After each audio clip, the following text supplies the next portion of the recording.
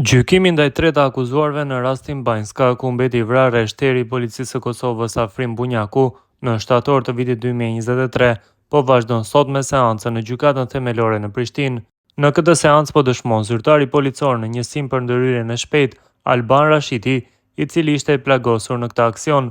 Informatën e parë për një veturë të dyshimte e kemi pranuar në orën 21 dhe informata ka qenë nga dhomat komanduese. Një veturë është e parkuar në një livadh dhe ajo informatë është dhënë nga njësia për reagimin e shpejtë dhe sipas tyre ajo veturë ishte e dyshimt. Nga dhoma komanduese është konfirmuar se për këtë veturë nuk ka të dhëna në sistem, ka thënë Rashidi në nisje të dëshmisë. Ai ka treguar për shkuarjen e njësiteve të tjera të policisë në vendngjarje, përfshirë edhe reshterin e vrarë Afrim Bunjaku. Sa kemi arritur në fshatin Banjska, më saktësisht e Kura, kemi vërejtur 2 kamion peshë rënd që kanë bllokuar ose barikaduar urën, pra kanë qenë mbi urë të parkuar paralel. Kemi vëzhguar fillimisht ka diçka të dyshimt, nuk kemi pa persona që po lëvizin. Kolegët kanë tentuar të lajmërojnë menjëherë dhomën komanduese, mirë po ka pasur problem me kalu radiolidhjen dhe e kemi parë të arsyeshme që të shkojmë në një pozicion tjetër, që të komunikojmë lirshëm. Kemi vazhduar në rrugën kryesore, nuk ka pasur diçka të dyshimt. Kemi kontaktuar me dhomën komanduese dhe kemi raportuar për 2 kamionet e dyshimt që kishin barikaduar urën. Nga dhoma komanduese na është kërkuar të kthehemi në vendngjarje dhe mundësisht na janë kërkuar foto.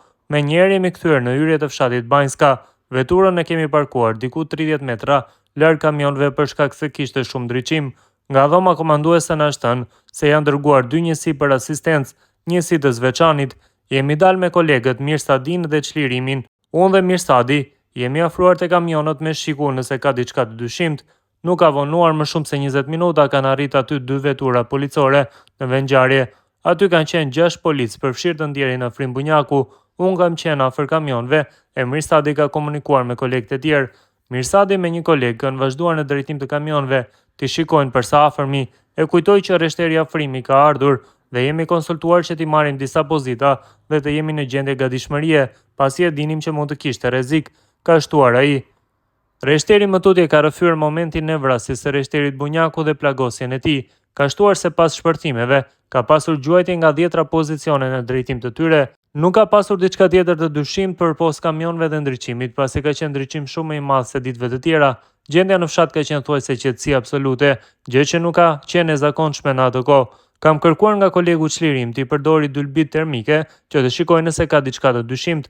Ndoshta kur jam larguar 3 apo 4 metra nga Afrim Bunjaku, nga ana e majt ka ndodhur një shpërthim i papritur dhe jam plagosur në anën e majt. Shpërthimi ishte shumë i madh, eksplodim shumë i madh. Jam munduar të kaloj në pozitë mbrojtëse afër një kamioni. Menjëherë ka ndodhur një shpërthim tjetër. Pa u vonuar shumë kanë filluar gjuajtjet me armë zjarri. Kur kanë filluar kemi parë që ka gjuajtje nga tërë fshati, nga 10 pozicione me armë të kalibrave të ndryshëm.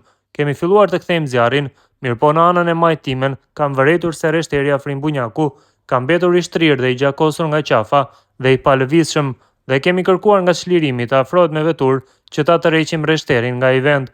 Ai është nisur me makinë dhe e kanë goditur me predha të ndryshme dhe e kanë bërë veturën e palëvizshme, ka vazhduar ai dëshmin. Më tutje, efektivi ka treguar për momentin e tërheqjes së reshterit Bunjaku. Pasi që ka ardhur Çlirimi te unë nga kolegu Mirsadi, më është kërkuar që t'i godas dritat te ura, pasi që plumat vinin afër neve, i kemi goditur dritat për të krijuar një errësirë. Pastaj më është kërkuar nga Mirsadi që ta mbuloj me zjarr, edhe pse kam qenë i plagosur, por nuk i kam treguar kolegut. Kam filluar ta mbuloj me zjarr Mirsadin. Ai ka shkuar te vetura e tjetër që ta sjellë ta tërheqim reshterin Bunjaku. Kanë shtis zjarre dhe Mirsadi ka kërkuar që reshterin ta fusim në veturë. Nuk ka vijuar më tej dëshmia. Rashidi thot se terroristët po i vëzhgonin përmes dronit gjatë kohës sa kishte gjuajtje nga të dyja anët. Ai thot më tej se ka shënë në drejtim të tij, por ka theksuar se nuk është i sigurt nëse e ka goditur dronin. Ato momente ishin të vështira pasi që ishim më pak zyrtar policor. Veturat i kishim të dëmtuara nga predhat, mua më rrithë gjak. Gjithashtu vërita që jam i plagosur edhe në këmbë dhe aty kam vëritur që ka qenë një dron duke na vëzhguar lëvizjet. Kam shthënë në drejtim të dronit, por nuk e dia e kam godit. Aty kam kaluar nga kolegët që të bashkohemi në një pikë të vetme, pasi disa ishin në një pikë tjetër. Kemi arritur me mbulim të zjarrit të grumbullohemi dhe aty e kemi parë gjendjen që thuajse u ndalën dhe kishte lëvizje të dyshimta dhe menduam që personat që po na sulmonin po afroheshin tek ne. Aty prapa kemi filluar ballafaqimin deri në momentin kur ka ardhur asistenca nga Kushtova, ka thënë ai. Sipas Rashidit, për përdorimin e armëve që janë përdorur duhet të ketë trajnime specifike.